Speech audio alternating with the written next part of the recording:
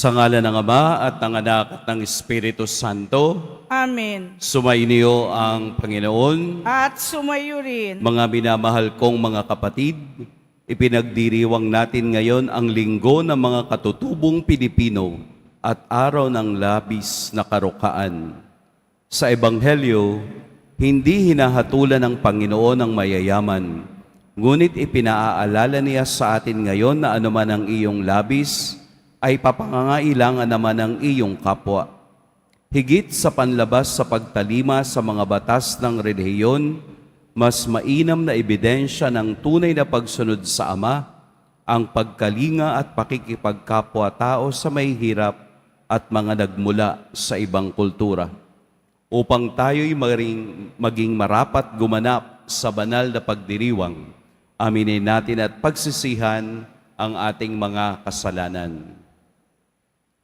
Tayo pong lahat, inaamin ko sa makapangyarihang Diyos At sa inyo, mga kapatid, na lubha akong nagkasala sa isip, sa salita, at sa gawa, at sa aking pagkukulang. Kaya isinasamo ko sa mahal na Birheng Maria, sa lahat ng mga anghel at mga banal, at sa inyo, mga kapatid, na ako'y ipanalangin sa Panginoong ating Diyos. Kaawaan tayo ng makapangyarihang Diyos, patawarin tayo sa ating mga kasalanan, at patnubayan tayo sa buhay na walang hanggan. Amen. Panginoon, kaawaan mo kami. Panginoon, kaawaan mo kami. Kristo, kaawaan mo kami. Kristo, kaawaan mo kami. Panginoon, kaawaan mo kami. Panginoon, kaawaan mo kami.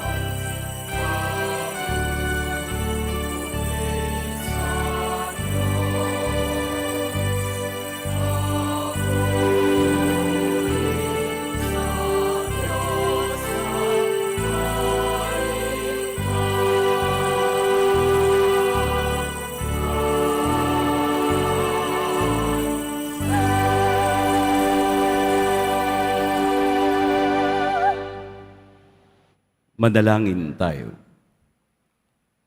Ama naming makapangyarihan, ang iyo nawang kagandahang loob ay manguna at sumubaybay sa aming pamumuhay ngayon at araw-araw upang kami itaguyod sa paninindigang gumawa ng kabutihan sa pamamagitan ni Hesukristo kasama ng Espiritu Santo magpa sa walang hanggan. Amen. Magsiupo muna ang lahat.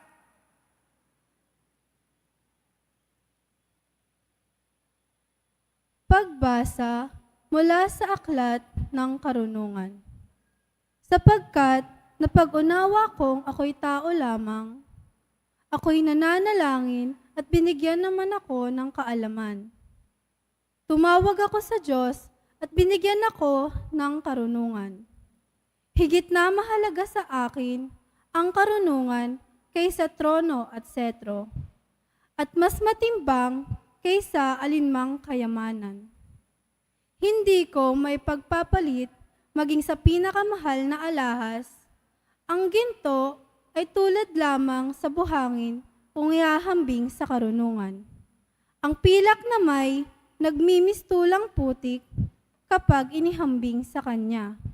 Para sa akin, siya'y higit pa sa kalusugan o kagandahan. Mas gusto ko siya kaysa alinmang ilaw, sapagkat ang luningning niya'y walang pagkupas. Nang kamtan ko ang karunungan, dumating sa akin ang lahat ng pagpapala. Siya ang nagkaloob sa akin ng kayamanang walang kapantay. Ang salita ng Diyos. Salamat sa Diyos.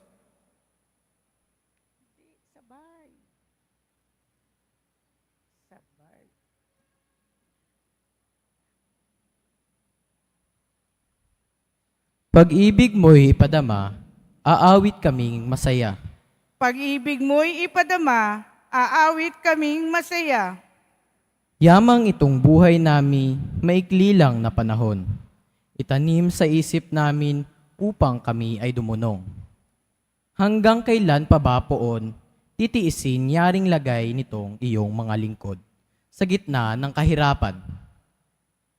Pag-ibig mo'y ipadama, aawit kaming masaya.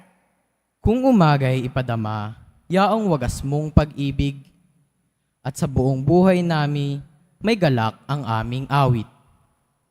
Yaong naging hirap nami, tumbasan mo ng ginhawa, singhaba rin ng panahon ang ipalit na ligaya. Pag-ibig mo'y ipadama, aawit kaming masaya. Ipakita sa lingkod mo ang dakila mong gawain. Sa kasunod naming lahi, gayon mo rin ituring. Panginoon naming Diyos, kami sana'y pagpalain. Magtagumpay sana kami sa anumang aming gawin. Pag-ibig mo'y ipadama, aawit kaming masaya.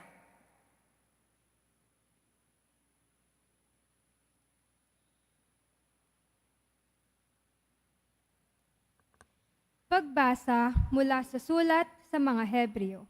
Ang salita ng Diyos ay buhay at mabisa, higit na matalas kaysa alinman tapak na magkabilay talim. Ito'y tumatagos maging sa pinaghihiwalayan ng kaluluwa at espiritu, ng mga kasukasuan at ng utak sa buto, at nakatataho ng mga iniisip at binabalak ng tao. Walang makapagtatago sa Diyos. Ang lahat ay hayag at lantad sa Kanyang paningin at sa Kanya tayo magsusulit. Ang salita ng Diyos. Salamat sa Diyos. Magsitayo po ang lahat.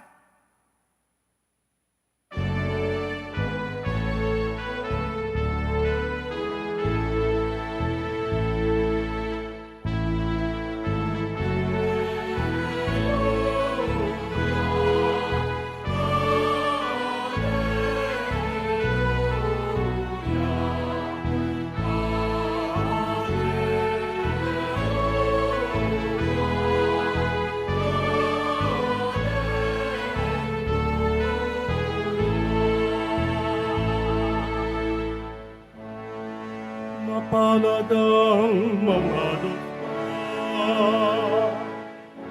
na tanging Diyos na lumikha, ang pag-asa at adhika.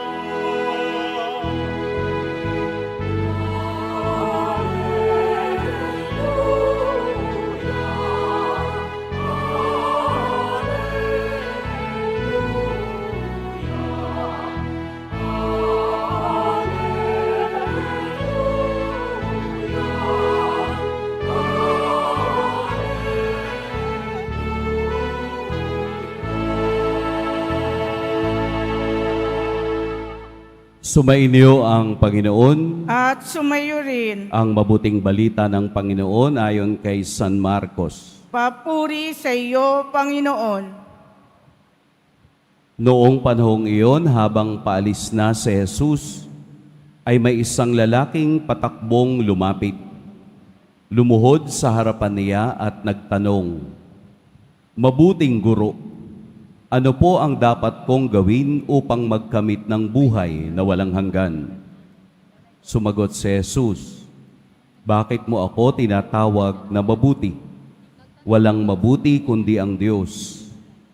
Alam mo ang mga utos, huwag kang papatay, huwag kang mangangalunya, huwag kang magnanakaw, huwag kang magsisinungaling sa iyong pagsaksi, huwag kang mandadaya, igalang mo ang iyong ama't ina." "Guro," sabi ng lalaki, "ang lahat po ng iyay tinutupad ko na mula pa sa aking pagkabata." Magiliw siyang tiningnan ni Jesus at sinabi sa kaniya, "Isang bagay pa ang kulang sa iyo.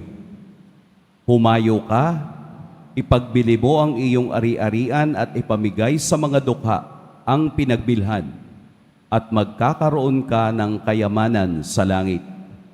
Pagkatapos, bumalik ka at sumunod sa akin."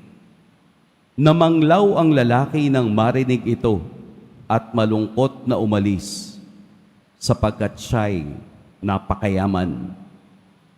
Tiningnan ni Jesus sa mga nasa paligid niya at sinabi sa kaniyang mga alagad, "Napakahirap mapabilang ang mayayaman sa mga pinaghaharian ng Diyos."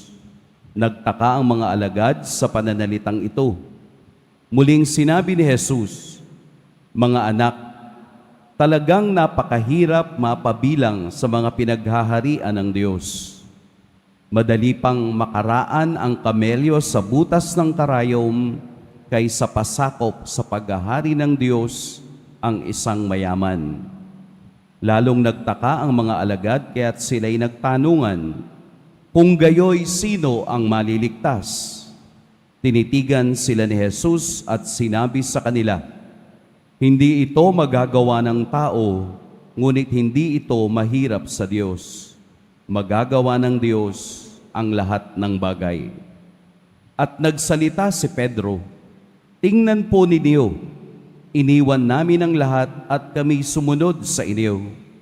Sinabi ni Jesus, "Tandaan ninyo ito, ang sinumang mag-iwan ng bahay o mga kapatid, ina, ama, mga anak, mga lupa, dahil sa akin at sa mabuting balita, ay tatanggap ng makasandaang ibayo sa buhay na ito. Mga bahay, mga kapatid, mga ina, mga anak, at mga lupa, ngunit may kalakip na pag-uusig.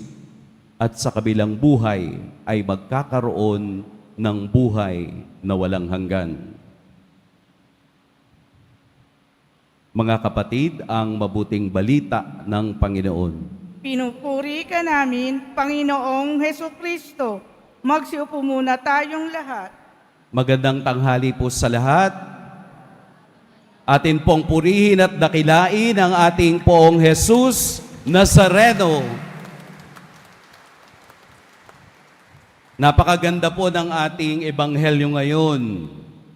Napakaganda ng kaniyang mensahe. Kung ating isasabuod o isa sa isip at isa sa puso, maaaring meron kang maiiwanang tanong sa iyo. Ano po iyon? Ang tanong, ano ang iyong hinahanap? Definitely lahat ng tao ay may tinatawag na the quest o yung hinahanap. Yun bang may gustong marating, may gustong mapatunayan? Sa mga estudyante, ang kanilang quest o gustong mapatunayan ay ang matapos sa pag-aaral. Sa mga nagtatrabaho, ang gusto nilang mapatunayan ay mayroong marating na posisyon sa kanilang kumpanya. Sa mga magulang, nanay at tatay, ang kanilang hinahanap o quest o gustong marating ay ang magkaroon ng magandang pamilya. Sa mga binata na nasa tamang edad, ang kanilang hinahanap ay makapagpakasal. Definitely lahat ng tao ay mayroong hinahanap, mayroong quest, mayroong gustong marating at patunayan. Siguro lahat tayo nakapanood nung The Lord of the Ring, yung trilogy ng The Lord of the Ring. Si Gandalf ay inutusan si Frodo na ang singsing na hawak niya ay kailangan niyang dalhin doon sa isang bulkan upang doon ay itapon at masira at masunog ang singsing na iyon. Iyon ang quest. Iyon ang dapat hangarin ni Frodo. Dahil ang singsing na iyon ay nagbigay at nagdulot ng napakaraming sumpa sa mga gustong makahawak noon. Para kay Frodo, bakit kailangan pa niyang dalhin doon? Pwede namang siya na lang ang gumamit para siya ay maging makapangyarihan. Para ang lahat ng mga taong nasasakupan ng bayang iyon ay maging nasa ilalim ng kaniyang kapangyarihan. Bakit hindi niya yun ginawa? Dahil sa kwento, wagas ang puso ni Frodo upang yung quest o hinahangad ay kaniyang magawa. At ito ay nangyari nga. Sa ating ebanghelyo, mayroong quest ang isang rich young man, ang binatang mayaman. Ano ang kaniyang hinahangad? Ang kaniyang hinahangad ay magkaroon ng buhay na walang hanggan. Kaya ang pag-uusap nila ni Jesus ay pag-uusap ng paglalakbay kung ano na ang ginawa mo para magkaroon ka ng buhay na walang hanggan. Ano ang sabi ng mayaman? Sinunod ko na po iyan. Ang lahat ng mga kautusan ni Moses, lalong-lalo na ang 10 utos, ay sinunod ko na. Ang pagsunod sa kautusan at ang pagiging alagad ni Jesus ay magkaiba. Kaya sabi ni Jesus, sa iyo ay isa ang kulang, may kulang pa. One thing is lacking. Ano yun? Ipagbili mo ang iyong mga kayamanan, ibigay mo sa may hirap, bumalik ka at sumunod ka sa akin.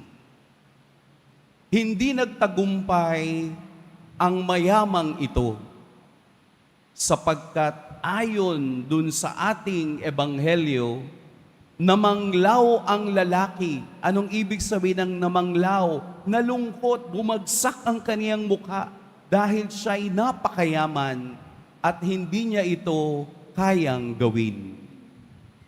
Nangangahulugan na wala sa kayamanan ang kaligtasan ng tao. Ang pinag-uusapan natin dito ay buhay na walang hanggan.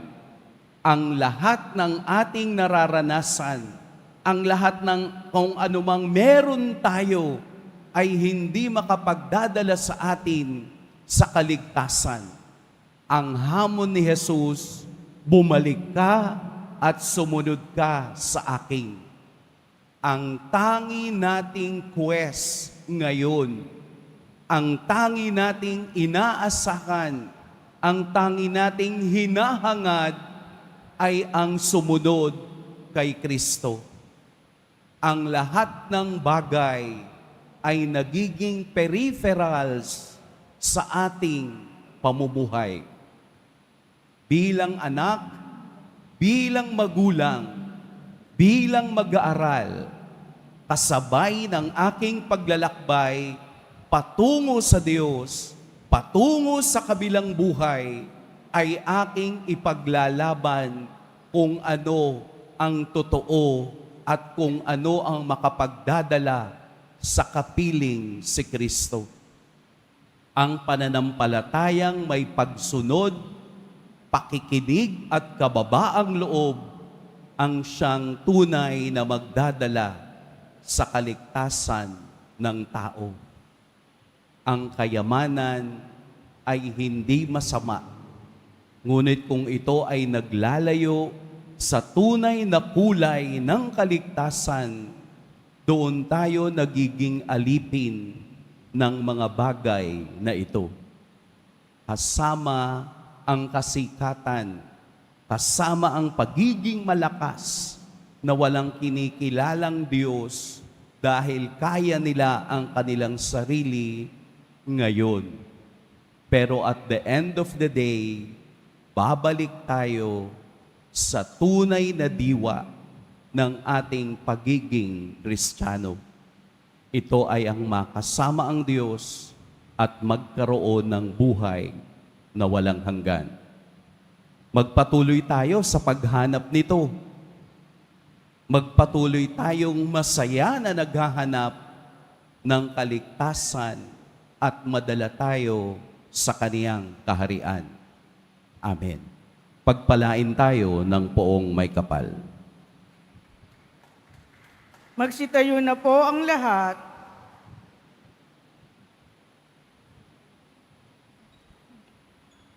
Sumasampalataya ako sa Diyos amang makapangyarihan sa lahat, Na may gawa ng langit at lupa. Sumasampalataya ako kay Kristo, iisang anak ng Diyos, Panginoon nating lahat.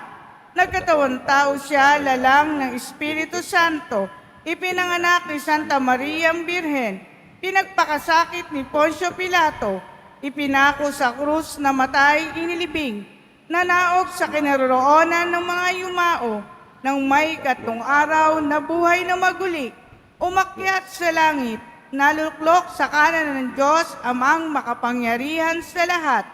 Doon magmumulang paririto at huhukom sa nangabuhay at nangamatay na tao. Sumasampalataya naman ako sa Diyos Espiritu Santo, sa banal na simbahang katolika, sa kasamahan ng mga banal, sa kapatawaran ng mga kasalanan, sa pagkabuhay na muli na nangamatay na tao, at sa buhay na walang hanggan. Amen. Mga minamahal kong mga kapatid, manalangin tayo sa Ama upang bigyan tayo ng lakas na iwaksi ang mga bagay na nakapagpapalayo sa atin sa Kanya. Buong kababaang loob tayong manalangin. Ama namin, dinggin mo kami. Ama namin, dinggin mo kami. Pagbasa mula sa sulat ng sa salita ng Diyos ay buhay at mabisa. Puntahan mo, puntahan.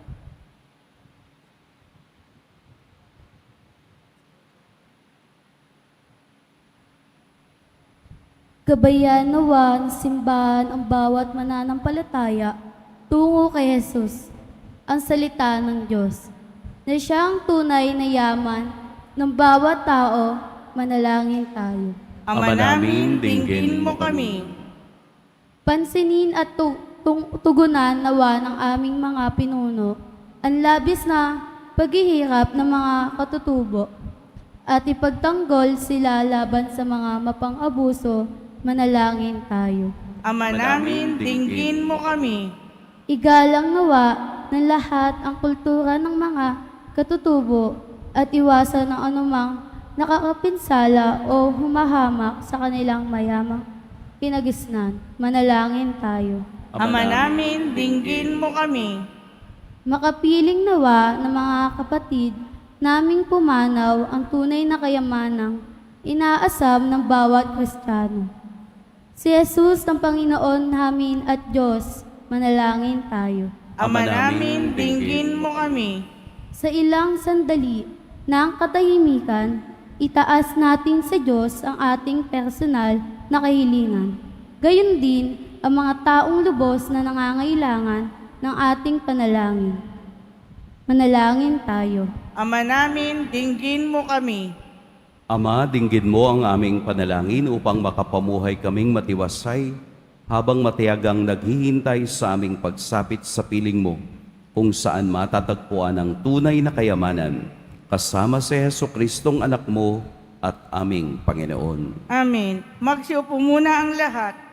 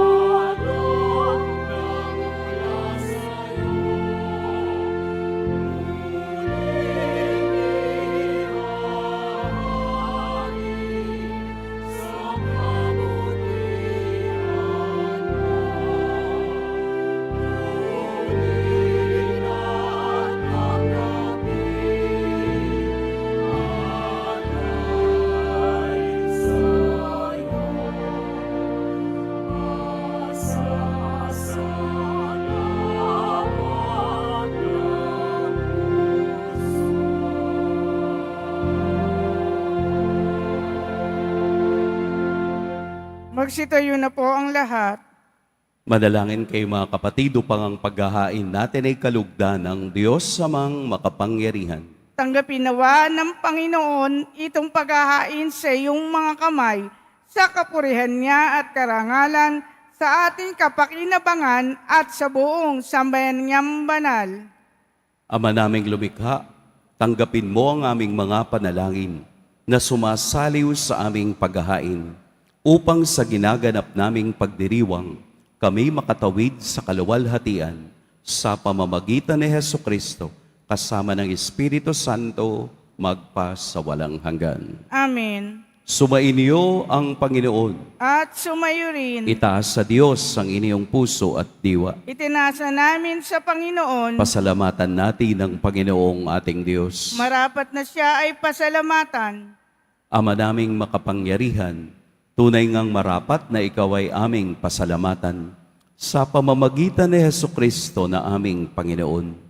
Sa dakilang pagtubos niya sa amin, ang kasalan at kamatayang aming pasanin, ay binalikat niya upang kami palayain at maitampok sa iyong luningning.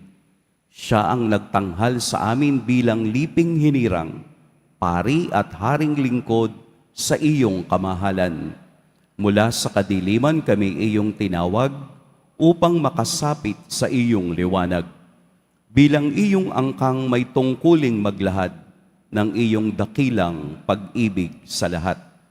Kaya kaisa na mga anghel na nagsisiawit ng papuri sa iyo, nang walang humpay sa kalangitan, kami nagbubunyi sa iyong kadakilaan.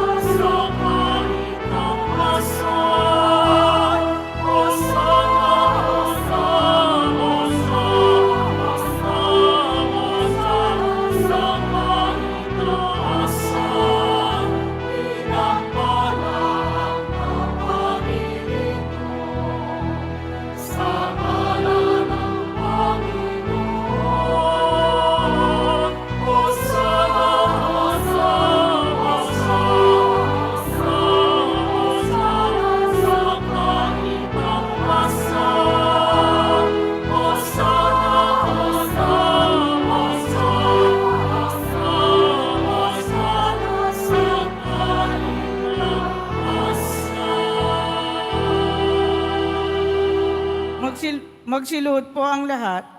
Ama naming banal, ikaw ang bukal ng tanang kabanalan.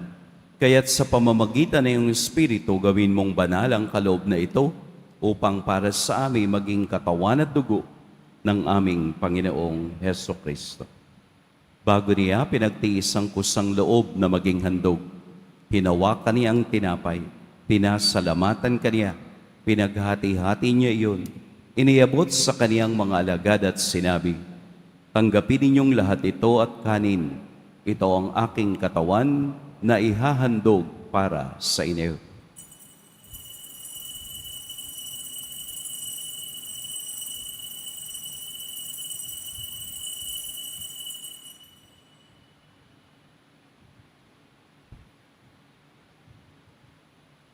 Gayun din naman, noong matapos ang hapunan, hinawakan niya ang kalis, muli kaniyang pinasalamatan, inabot niya ang kalis sa kaniyang mga alagad at sinabi, tanggapin ninyong lahat ito at inumin. Ito ang kalis ng aking dugo, ng bago at walang hanggang tipan. Ang aking dugo na ibubuhos para sa inyo at para sa lahat, sa ikapagpapatawad ng mga kasalanan. Gawin ninyo ito sa pag-alala sa akin.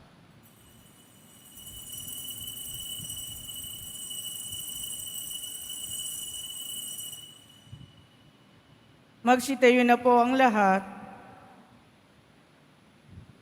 Ipagbunyi natin ang misteryo ng pananampalataya. Si Kristo'y namatay, si Kristo'y nabuhay, si Kristo'y babalik sa wakas ng panahon. Ama, ginagawa namin ngayon ang pag-alala sa pagkamatay at muling pagkabuhay ng iyong anak.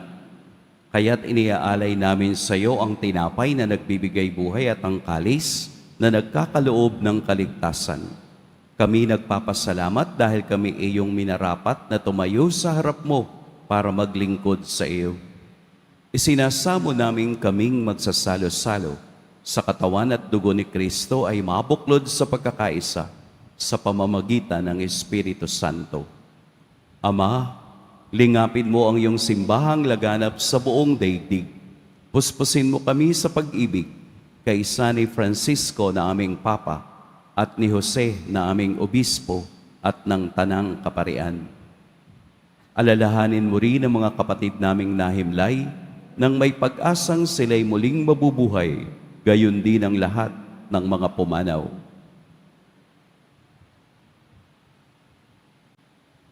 Kaawaan mo sila at patuloyin sa iyong kaliwanagan. Kaawaan mo at pagindapating kaming lahat na makasalo sa iyong buhay na walang wakas.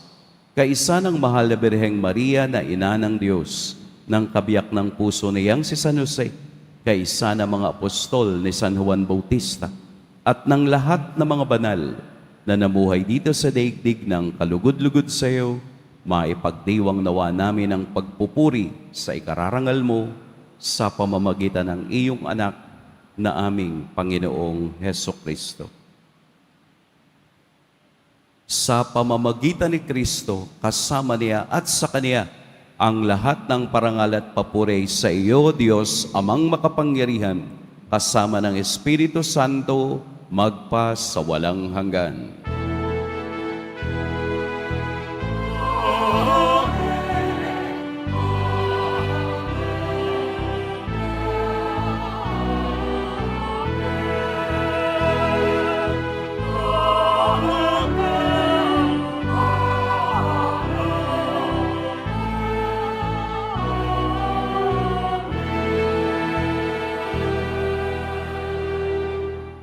Sa tagubilin ng nakagagaling na utos at sa turo ni Jesus na Panginoon natin at Diyos, awitin natin ng lakas loob.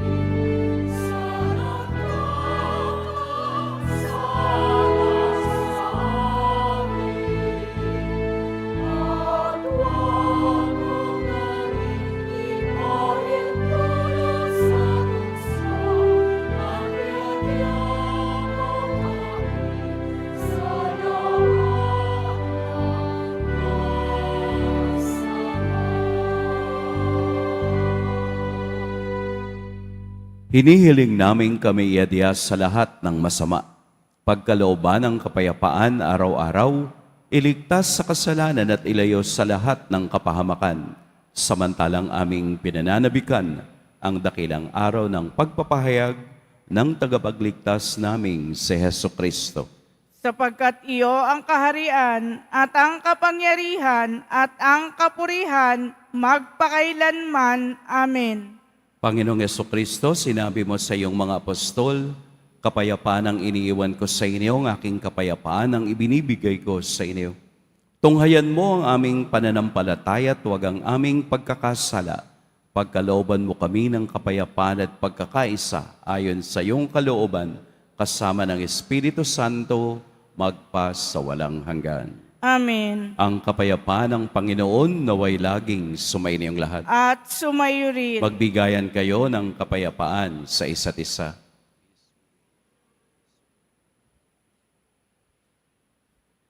Kordero ng Diyos na nag-aalis ng mga kasalanan ng sanlibutan, maawa ka sa amin. Kordero ng Diyos na nag-aalis ng mga kasalanan ng sanlibutan, maawa ka sa amin. Kordero ng Diyos na nag-aalis ng mga kasalanan ng sanlibutan, ipagkaloob mo sa amin ang kapayapaan. Magsilud po ang lahat. Narito si Jesus ang ating hinahangad na makasama sa kaniyang kaharian. Ito ang kordero ng Diyos. Ito ang nag-aalis sa mga kasalanan ng sanlibutan. Mapapalad ang inaanyayahan sa kaniyang piging. Panginoon, hindi ako karapat-dapat na magpatuloy sa iyo, ngunit sa isang salita mo lamang ay gagaling na ako.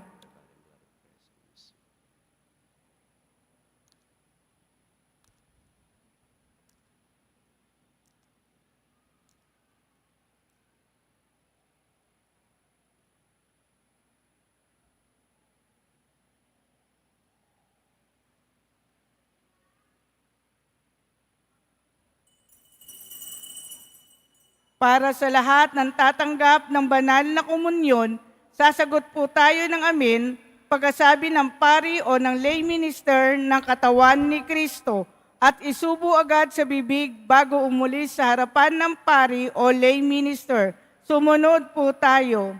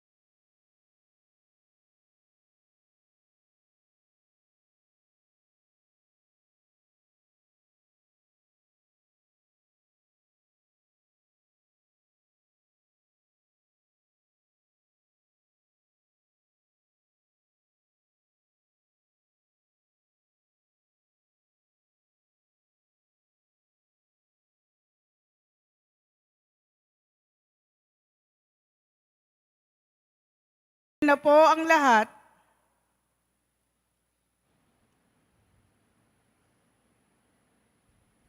Manalangin tayo. Ama naming mapagmahal, ngayong kami iyong pinapakinabang sa katawat dugong banal, iniluluhog namin sa dakila mong kabutihan sa tanan, na kami gawin mong kasalo sa iyong buhay, sa pamamagitan ni Heso Kristo, kasama ng Espiritu Santo, magpa sa walang hanggan. Amen. Sumainyo ang Panginoon. At sumayo rin. Yumuko kayo para sa pagbabasbas. Mahal na poong Jesus Nazareno, inihayag mo sa pamamagitan ng krus ang walang maliw na pag-ibig ng Diyos sa sangkatauhan. Pakinggan mo po ang kahilingan at dalangin ng iyong angkan na nagsusumamo sa iyo. Makamtan nawa nila ang iyong katugunan at tanggapin ang kasagutan na may utang na loob na tinatanaw. Basbasan din po ninyo ang mga daladala nilang mga imahen at dasalan. Sa pamamagitan ng bendisyon na ito, naway maalala nila ang pangako nila noon sa binyag na ikaw ay kanilang iibigin at paglilingkuran bilang Panginoon magpa sa walang hanggan. Amen. At pagpalain kayo ng makapangyarihan at mapagmahal na Diyos, ang Ama at Anak at Espiritu Santo. Amen. Tapos na ang ating pagdiriwang, humayo kayong taglayang kapayapaan ng Poong Jesus Nazareno. Salamat sa Diyos.